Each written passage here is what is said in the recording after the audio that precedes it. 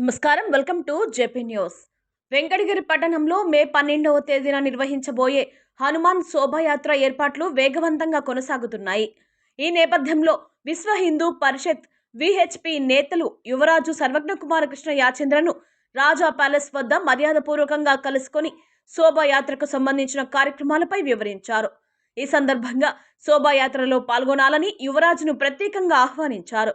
దీనికి స్పందించిన యువరాజు సర్వజ్ఞకుమారకృష్ణ యాచంద్ర శోభాయాత్రకు తన పూర్తి మద్దతు తెలుపుతూ కార్యక్రమంలో పాల్గొనేందుకు అంగీకారం వ్యక్తం చేశారు. ఇక విశ్వ హిందూ పరిషత్ నేతల అభ్యర్థన మేరకు పట్టణంలోని పురవీధుల్లో జరగనున్న ఊరేగింపుల కోసం శ్రీ ఆంజనేయ స్వామి ఉత్సవమూర్తిని శాశ్వతంగా అందించేందుకు యువరాజు అంగీకరించడం విశేషంగా నిలిచింది. ఈ నిర్ణయం భక్తుల్లో ఆనందాన్ని నింపింది.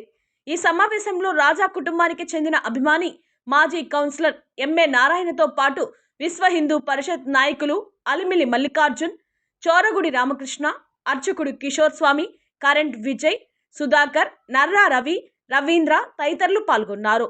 వెంకటగిరిలో నిర్వహించబోయే ఈ హనుమాన్ శోభయాత్రను భక్తి ఉత్సాహభరిత వాతావరణంలో ఘనంగా నిర్వహించేందుకు నిర్వాహకులు సమగ్ర ఏర్పాట్లు చేస్తున్నట్లు తెలిపారు.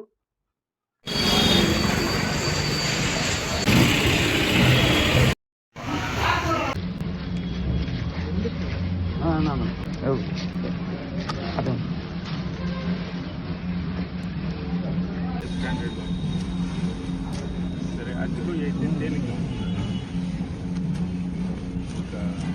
ఎక్కువ కూడా ఖరీదు ప్లస్ బరువు